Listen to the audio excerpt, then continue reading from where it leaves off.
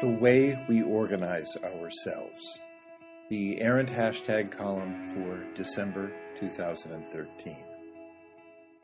The audience needed a certain technological insight to understand the agony and ecstasy of Steve Jobs, the musical. By itself, the show didn't delve deeply into the nature of computing technology. It's hard to imagine that any event, which includes a song called Geniuses and Bozos, would be a place to discuss Boolean algebra or object-oriented coding. However, the musical illustrated how computing technology has altered the performing arts, and more fundamentally, how it has restructured the way we organize ourselves. At first glance, this was a modest fringe show. Just an amateur musician and a small group of friends in a community room of a local library. Yet, the group had resources and a professionalism that many full-time musicians would have envied. The leader had acquired the script from an open-access archive and analyzed the text with software tools to find the best places to insert songs. His composition program helped him create the melodies and the musical accompaniment for the show, and he circulated the music files to his cast over email so they could rehearse on their own schedule. His computer even allowed him to serve simultaneously as the band and conductor at that first performance. Music, of course, shares several common skills with computer science. The earliest UNIVAC programmers recognized that the sequential nature of programming was similar to that of music and used this insight to create code that played music. The musicians of the 1970s realized that computers could analyze sounds and produce novel and expressive tones. Clearly, the musicians of our age have grasped the power of synthesis promoted by computing technology and commonly use digital methods to create everything from small-scale musicals on the story of Steve Jobs to commercially available popular music.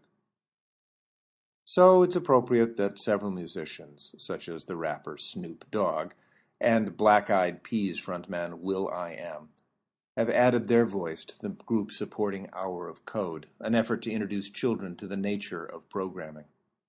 The Hour of Code, which is part of Computer Science Education Week, which runs from December 9th through the 15th, offers short tutorials on coding and asks professionals to spend an hour helping students work through a lesson. As with many attempts to popularize technological education, Hour of Code has struggled to explain the benefits of learning to program.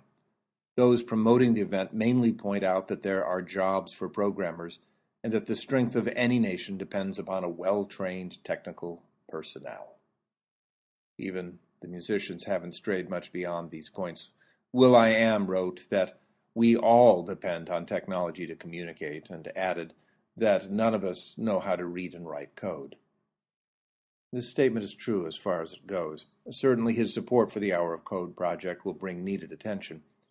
However, the value of programming as an educational discipline goes far beyond the desire not to live in ignorance, just as it goes beyond the opportunity to take certain jobs or the need to protect our political economy.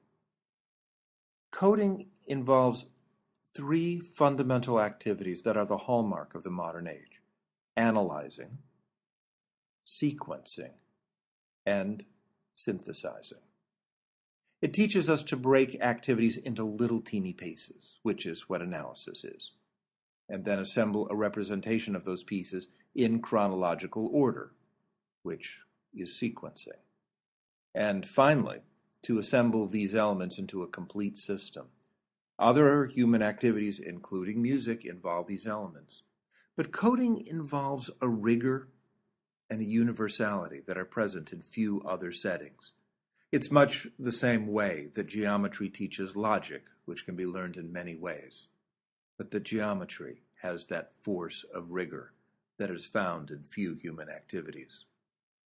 We might be able to teach analysis, sequencing, and coding through performances of a Steve Jobs musical, for example, but we will probably have a broader impact if we do it through the technology that Jobs loved and that Jobs used to organize his life. This is David Alan Grier for the Errant Hashtag.